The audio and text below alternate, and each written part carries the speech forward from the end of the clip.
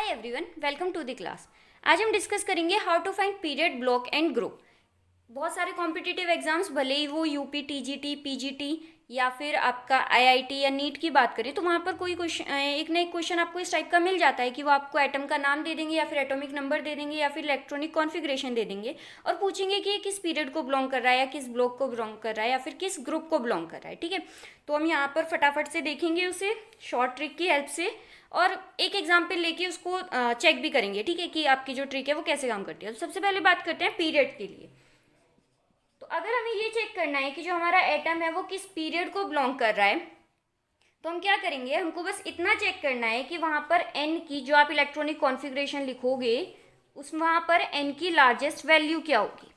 ठीक है, for example, जैसे एग्जाम्पल ले लेते हैं, मान लो मेरे पास कोई इस टाइप का कोई एटम है जिसका एटॉमिक नंबर 26 है। ठीक है, तो इसके लिए जब मैं इलेक्ट्रॉनिक कॉन्फ़िगरेशन लिखूंगी, आपको ये ध्यान रखना है कि जो आप इलेक्ट्रॉनिक कॉन्फ़िगरेशन लिखोगे वो अबव प्रिंसिपल के अकॉर्डिंगली लिखोगे। ठीक है, तो स्टार्ट करते हैं। 1s2, 2s2, 2p6, 3s2, 3p6 to 10, 6 to 8 to 10, ये तो 10 हो गए, 12, then 18, 4s2, 20 and then 3d6। ठीक है, 26। अब आप यहाँ पर अगर चेक करते हो तो n की लार्जेस्ट वैल्यू क्या है, n principal quantum number, that is this one. तो यहाँ पर n की वैल्यूज कितनी है, या तो 1 है, 2 है, 3 है और 4 है। तो लार्जेस्ट वैल्यू क्या है, 4। तो यहाँ पर जो आपका पीरियड की वैल्यू आ जाएगी कि मतलब ये कौन से पीरियड को बिलोंग कर रहा है, तो ये 4th पीरियड को बिलोंग करेगा। ठीक है, आई होप समझ में आ गया हो। अब हम बात करते हैं ब्लॉक की। तो ब्लॉक के लिए आपको ये चेक करना है कि जो आपका इलेक्ट्रॉन है, लास्ट वाला इलेक्ट्रॉन, वो कौन सी सब शेल में एंटर किया है। सब शेल इन विच लास्ट इलेक्ट्रॉन एंटर्स। इसके लिए फिर से वही वाला एग्जाम्पल ले लेते हैं। अच्छा, मैंने रब कर दिया। 26 ही कॉन्फ़िगरेशन लिखेंगे तो 1s2, 2s2, 2p6, 3s2, 3p6, sorry, of वो के अकॉर्डिंगली पहले 4s2 आएगा एंड देन 3d6। ठीक है, तो यहाँ पर अगर आप चेक करो तो आपका जो लास्ट इलेक्ट्रॉन है वो कहाँ पर आया है, 3d6 में एंटर किया है। कौन सी सब शेल में, डी सब शेल में। लास्ट इलेक्ट्रॉन कहाँ पर एंटर किया है, डी सब शेल में। यहाँ पे लार्जेस्ट या स्मॉलेस्ट से कोई मतलब नहीं है, आपको सिर्फ ये चेक करना है कि जो लास्ट सब शेल है, जो लास्ट इलेक्ट्रॉन है वो कौन सी सब शेल में गया है, तो डी सब शेल में गया है। इसीलिए ये वाला जो एटम होगा जिसका एटॉमिक नंबर 26 है वो कौन से ब्लॉक को बिलोंग करेगा, डी ब्लॉक को। ठीक है, तो आई होप आपको क्लियर हो गया हो। तो यहाँ पर अगर हम इस एग्जाम्पल की बात करें जिसका एटॉमिक नंबर 26 था, तो वो कौन से ब्लॉक को बिलोंग करेगा, डी ब्लॉक को। अब हम बात करते हैं ग्रुप की।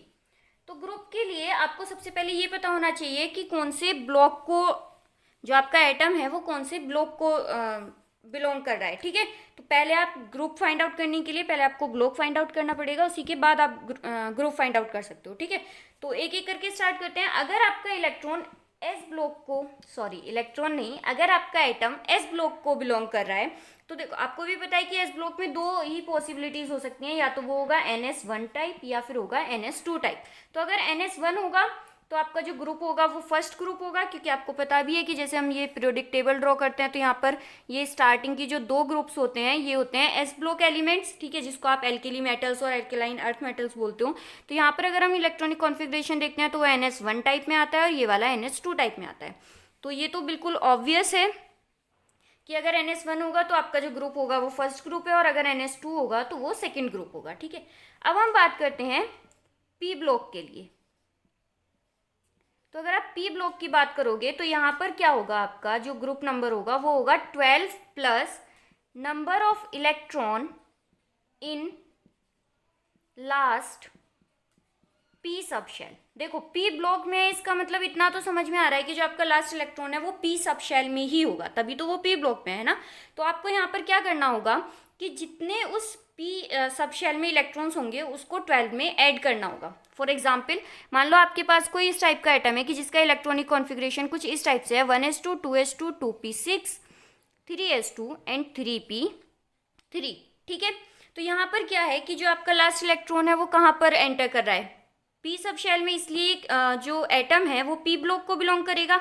अब अगर हमें ग्रुप नंबर फाइंड आउट करना है तो हम क्या करेंगे, लास्ट सब शेल आपको चेक करनी है, लास्ट पी सब शेल, तो वो कौन सी है, ये वाली है।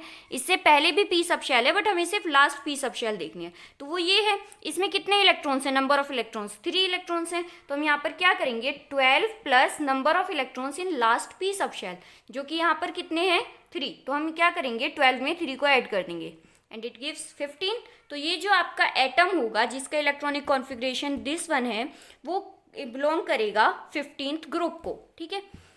इसी तरीके से अगर हमें डी ब्लॉक के लिए फाइंड आउट करना हो तो उसमें बस इतना चेंज हो जाएगा कि 12 की जगह आपका 2 आ जाएगा ऐड, और उसके साथ में ऐड होगा number of electrons in last D sub shell, that's it.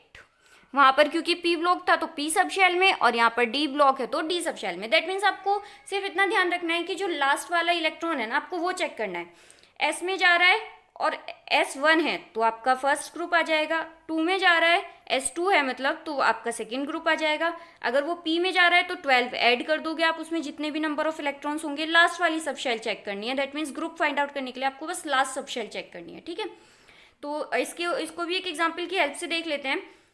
यहाँ पर लिखते हैं, चलो मान लो हमारे पास कोई एटम है जिसका इलेक्ट्रॉनिक कॉन्फ़िगरेशन है 1s2 2s2 2p6 3s2 3p6 4s2 and 3d7, ठीक है। तो यहाँ पर अगर हम चेक करें तो जो हमारा लास्ट इलेक्ट्रॉन है वो एंटर किया है डी में, दैट मीन्स ये जो आपका एटम है ये बिलोंग करेगा डी ब्लॉक को। अब डी ब्लॉक को बिलोंग करेगा तो आप ग्रुप निकालने के लिए क्या करोगे 2 plus number of electron in last D sub shell, तो लास्ट डी सब शेल तो यही है हमारी लास्ट सब शेल आप कह सकते हो, ठीक है। इसमें कितने नंबर ऑफ इलेक्ट्रॉन्स हैं 7, तो आप 2 में ऐड कर दोगे 7 को and it gives 9। That means ये जो आपका एटम होगा जिसका इलेक्ट्रॉनिक कॉन्फ़िगरेशन ये है वो बिलोंग करेगा आपकी 9th ग्रुप को, डी ब्लॉक में 9th ग्रुप को। ये क्वेश्चन है जो यूपी पीजीटी 2005 के एग्जाम में आया था। क्वेश्चन है electronic configuration of an element is 4f14 5d7 6s2, it is placed in which block in periodic table, S block, P block, D block और F block. That means overall हमको यहाँ पे block find out करना है।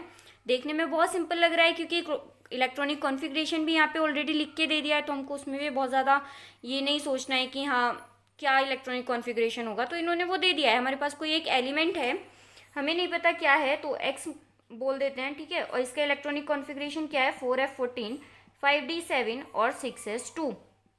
Block के लिए हमने ये सीखा था कि जो हमारा लास्ट इलेक्ट्रॉन है वो जिस सब शेल में जाएगा वही ब्लॉक होगा। तो यहाँ पर अगर हम इस कॉन्फ़िगरेशन को देखें तो हमें देखने से लग रहा है कि जो हमारा लास्ट इलेक्ट्रॉन है वो एस सब शेल में जा रहा है, ठीक है। तो इसका आंसर क्या होना चाहिए, एस ब्लॉक होना चाहिए, बट ये इतना सिंपल नहीं है। छोटी सी ट्रिक है, छोटा सा एक कॉन्सेप्ट है जो आपको पता होना चाहिए। अगेन वही अफबाउ प्रिंसिपल, ठीक है, आपको इसको अफबाउ प्रिंसिपल के अकॉर्डिंगली अरेंज करना होगा। तो या तो आप उसका वही जो आपको एक सिखाया जाता है 1s 2s 2p and then फिर उसके बाद इस तरीके से आप उस तरीके से ध्यान रखो, या फिर आप एक छोटा सा रूल ध्यान रखो जो अगेन अफबाउ प्रिंसिपल से ही आया है। क्वांटम नंबर्स में आपने ये चीज़ पढ़ी होगी, वहाँ पे आपने एक रूल पढ़ा होगा n+l रूल। तो ये बेसिकली हमें बताता है एनर्जीज़ के बारे में, ठीक है, कि किस सब शेल की एनर्जी ज़्यादा होगी और किसकी कम होगी। जिसकी एनर्जी ज़्यादा होगी, ठीक है, वो आपका आगे आएगा, और जिसकी एनर्जी कम होगी इलेक्ट्रॉन पहले उसमें फिल होगा। जो अफबाउ ने भी प्रिंसिपल दिया था वो भी एनर्जी के ही अकॉर्डिंग था, ठीक है। तो देखते हैं यहाँ पे सबसे पहले अगर आप 4f की बात करो तो 4f के लिए जो आपकी n की वैल्यू है प्रिंसिपल क्वांटम नंबर वो क्या है 4। अगर हम 4f की बात करें, ठीक है, 4 हो गया। और l की वैल्यू क्या होती है f के लिए, s के लिए 0 होती है, p के लिए 1, d के लिए 2 और f के लिए 3। तो यहाँ पर क्या आया 4 + 3 7। वहीं अगर मैं 5d की बात करूँ तो n+l क्या होगा 5 प्लस d के लिए क्या होता है s के लिए 0, p के लिए 1 और d के लिए 2। तो 5 + 2 अगेन 7। अगर मैं बात करूँ 6s की तो यहाँ पर n+l क्या हो जाएगा 6 प्लस s के लिए 0, दैट मीन्स 6। तो यहाँ से आपको एक चीज़ तो क्लियर हो रही है कि इसका जो n+l है वो 6 है, यानी कि इसकी एनर्जी कम होगी, तो इलेक्ट्रॉन इसमें पहले ही फिल हो चुका होगा। तो 6s2 यहाँ पर आने की बजाय अगर मैं इसे अगेन अरेंज करके लिखती हूँ अफबाउ प्रिंसिपल के अकॉर्डिंगली, तो ये क्या हो जाएगा 6s2 पहले ही आ चुका होगा। अब लेकिन यहाँ पर तो n+l की वैल्यू इक्वल आ रही है, ये भी 7 ये भी 7, तो यहाँ पर जो ओवर आता है वो आती है n की वैल्यू। जिसकी n की वैल्यू ज़्यादा होगी उसकी एनर्जी ज़्यादा होगी, और जिसकी n की वैल्यू कम होगी उसकी एनर्जी कम होगी। तो यहाँ पर अगर हम चेक करें 4 और 5 में n की वैल्यू किसकी कम है, 4 की कम है, तो जो आपका 4f है वो पहले आ जाएगा अकॉर्डिंग टू अबव, और जो आपका 5d है वो बाद में आएगा। तो जो आपका एक्चुअली अरेंज्ड इलेक्ट्रॉनिक कॉन्फ़िगरेशन बना वो क्या बना, 6s2 4f 14 5d 7। और यहाँ से हम बहुत क्लियरली देख सकते हैं कि जो आपका लास्ट इलेक्ट्रॉन है वो डी सबशेल में जा रहा है। तो ये जो आपका एटम होगा जिसका इलेक्ट्रॉनिक कॉन्फ़िगरेशन ये है वो किस ब्लॉक को बिलोंग करेगा, डी ब्लॉक को। अगेन इसको आप एक और तरीके से भी समझ सकते हो, जो एक छोटा सा कॉमन सेंस है कि यहाँ पर आप देखो एस ब्लॉक कंप्लीटली फिल्ड है, एफ ब्लॉक कंप्लीटली फिल्ड है, लेकिन जो डी ब्लॉक है, sorry S sub shell completely filled है, F sub shell completely filled है, लेकिन जो डी सब शेल है वो कंप्लीटली फिल्ड नहीं है। ठीक है, और हमने ये पढ़ा था कि आप नेक्स्ट सब शेल पे तब जाओगे जब आपकी जो पहली वाली सब शेल होगी वो कंप्लीटली फिल्ड होगी, एक्सेप्शंस को छोड़ के, जब हाफ फिल्ड या फुल फिल्ड हो रहा हो। तो इसके थ्रू भी आप एक छोटा सा कॉमन सेंस लगाकर, अगर टाइम कम है तो आप ऐसे भी चेक कर सकते हो कि जो आपका लास्ट इलेक्ट्रॉन है वो डी सब शेल में ही जा रहा होगा, तो जो आपका ये एटम है वो डी ब्लॉक को बिलोंग करेगा। ठीक है, ये एक और क्वेश्चन है जो यूपी पीसीएस प्री में आया था। तो क्वेश्चन है the number of electron present in M2+ ion is 28। The element M will have its position in modern periodic table in S block, P block, F block और D block. तो overall हमको यहाँ पे block find out करना है, तो सबसे पहले इलेक्ट्रॉनिक कॉन्फ़िगरेशन लिख देते हैं। ठीक है, उसने बताया है कि electron present in M2+ ion 28। तो M2+ में कितने हैं, 28।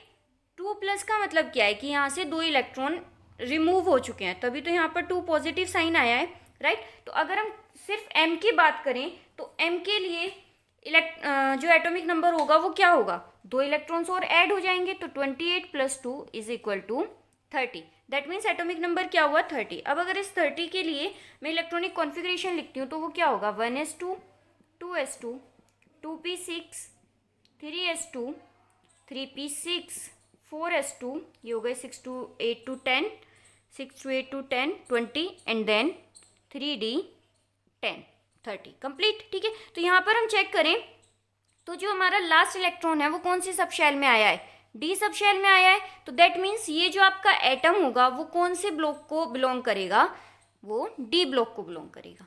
आई होप आपको कॉन्सेप्ट समझ में आया हो और क्वेश्चंस भी आपसे सॉल्व हो पाए हों। Thank you for watching.